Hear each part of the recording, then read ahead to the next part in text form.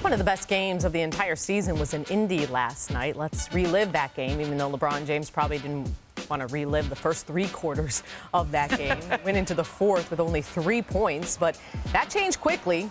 James led all players in the final frame with 10. And let's just say he really loves playing the Pacers in these types of big moments. That to him? Yeah, because, these are the facts. James is no stranger to game winners against Indy. Oh, no. Hits the game winner in OT of the Eastern Conference Finals. Paul George is sitting home in Philly being like, what did I do to you? And then he hit the game-winning 3 with the Cavs. I'm just reading what happened. History back in 2018, first round of the playoffs, and then again to last night. Luka Doncic. Hey, no good? Ow. Well, really, what have you been saying all Bucks show? out! Oh, my gosh. At least do one or the other. Exactly. Here's what LeBron had to say about that buzzer beater. You got one job right there. I was just trying to read the ball off the rim. It kind of looked like it was a little short, but, I knew it had a chance to kind of hit the front rim, maybe bounce in, but once it came out of there, I just wanted to try to tap it with enough time. So, obviously you could see me probably looking over at the Jumbotron to see if the replay was coming, to see if I actually got it on time, and good play for me. So if you didn't get it, not to put salt in the wounds, 8 buzzer beaters, 3 of them now against the Pacers. As the Lakers snap the losing streak and get the win. This, as I said, 8th career buzzer beater, tying Kobe and Joe Johnson. Shout out Big Shot Joe for second most in NBA history and just one behind Michael Jordan's record of 9.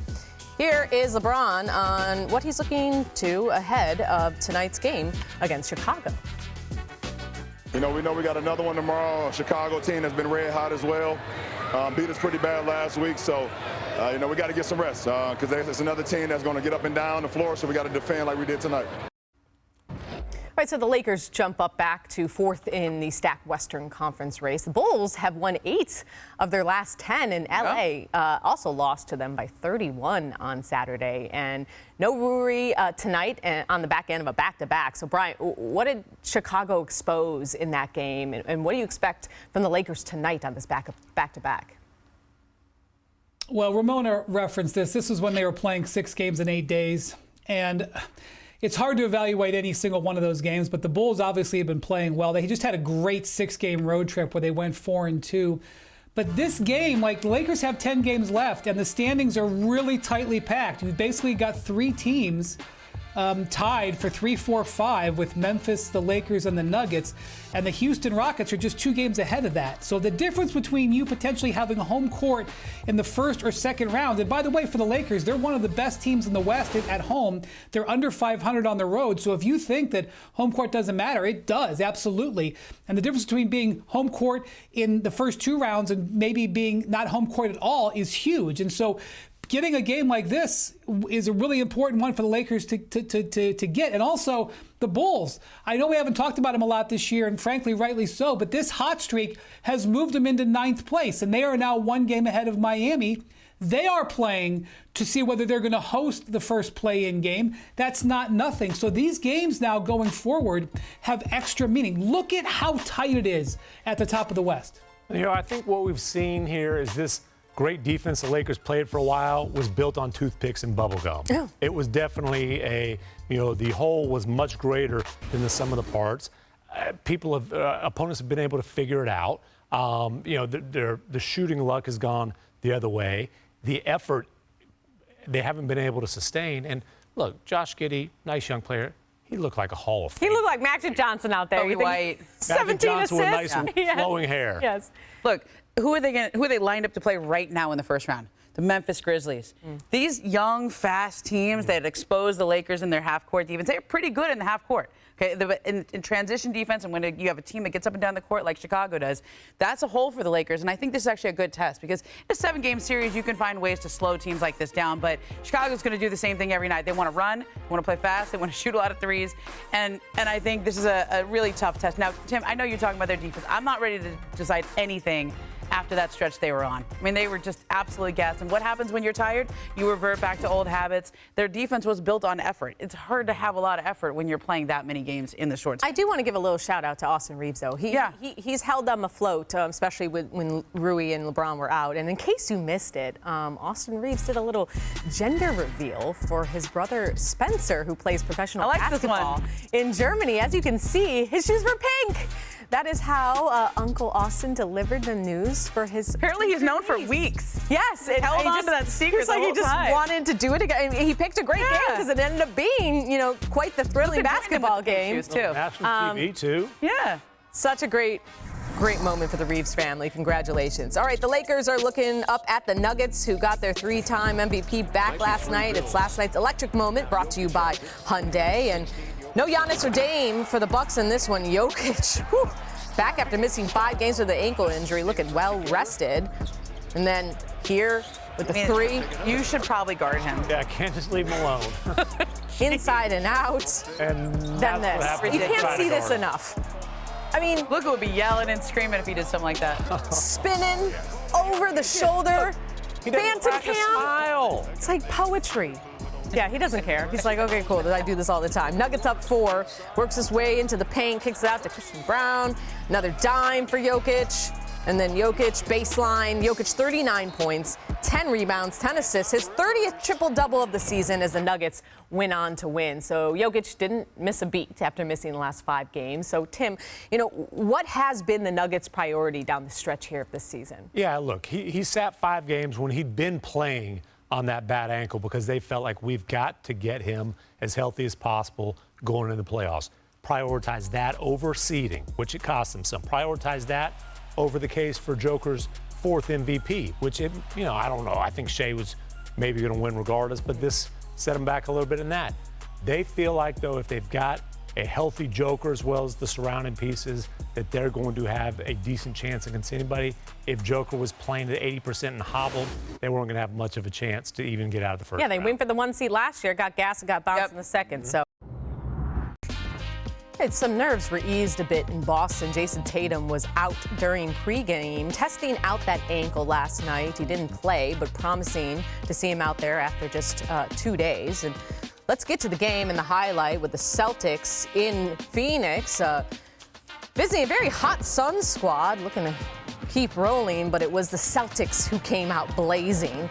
Specifically, Kristaps Porzingis from 3, Momo. Oh, it's the best he's looked since he came back from that mystery illness a few weeks ago. Yeah, Celtics ball movement leads to another Kristaps 3. Oh, 30 points, 4 of 5 from 3.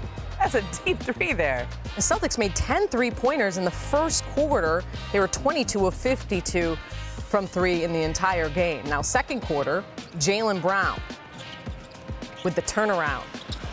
Celtics up 9. Have a chance there. No. Now, how about this one? Good passing, gets Brown a 3 from the wing. Swing, swing, swing.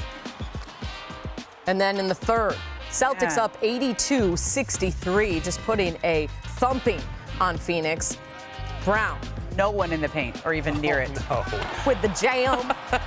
Jalen, 24 points, 5 assists. The Celtics go on to win 132-102, and the Celtics have now won 14 of 15 road games, which puts them on pace for the 3rd best road record in NBA history, behind only the 16 Warriors and the 72 Lakers. So the Celtics look ready for a postseason run, with the exception of Tatum's ankle. So Ramona, could we see him back soon? Yeah, I think he could come back as soon as Saturday. And I was in touch with him the first night it happened, because it looked really bad when he stepped on Sabonis' foot, or when he landed on Sabonis' foot as shooting a 3. And he said this isn't as bad as previous ankle sprains that he's had. It was really sore. They're being cautious with it because he has sprained this ankle in the past, but he wanted to play. I mean, you can see him out there. He wanted to play, but they're being cautious because they have designs on June. Tim? Yeah, look, this is I'm not going to say it's a statement win for the Celtics, because the Suns are fighting for play-in position, but the Suns have been playing their best basketball this season. Not to damn that stretch with faint praise. The Celtics are smacking everybody. Everyone. The Celtics have won 12 of 13, and look, they can have their best player down. This is still a loaded team, and like you said, KP if he's playing like that, they are going to be. See a chapter in your book too? Oh, KP gets plenty of run in the Wonder Boy. Trust me on that. Brian, I mean, Kristaps Porzingis, best rim protector on the team, stretches the floor, posts up, and he does so much for this group. 30 points in this game. Look, if Porzingis is healthy, this is going to get elementary because the Celtics have proven that they are head and shoulders above everybody when they're at their top of their game. When Porzingis is at top of his game, it's like rocket fuel on this attack. But it's been a big if. We don't know whether he can stay healthy. He didn't stay healthy through last year's playoffs. He was healthy enough. This year will be a tougher run. But if he's there, guys, we're going to see another championship in Boston, I think. In the meantime, the Celtics improved to 6-1 without Tatum, and they're 12-1 in March and won 7 in a row. So they are blazing. Going back to Phoenix and Celtics, and at number 3, how about Baylor Shireman? He's been playing really well for the Celtics, hitting more tick, and he goes full Rajon Rondo with faking the behind-the-back pass. I mean, that's pretty nasty for the Creighton Blue Jay right there. I didn't know they had it like that in Omaha. Goodness. Nice. All right, number 2. This was absolutely absurd. Nikola Jokic. Number 2. I know. Well, you know what number 1 is. Jokic with the no-look dime to Aaron Gordon. Aaron Gordon has once told me that they have basketball telepathy, and I don't know how else this happened without them speaking with their minds. Look at Brook Lopez. What happened? Joker's facial expression never changes. He's not impressed. Yeah, and Brook Lopez is still looking for that ball. And number 1, you disagree with number 1 with the LeBron James buzzer beater? It was his 8th career game-winning shot. I'm a static box out. Oh my God, it's killing me every time I watch it. Well, it was dramatic. It's a heck of a His 8th career buzzer beater. He's had dozens of game winners, just to be clear. Well, some people don't count it unless it goes through at the buzzer. The Joker dime was the best pass of the season. It really was.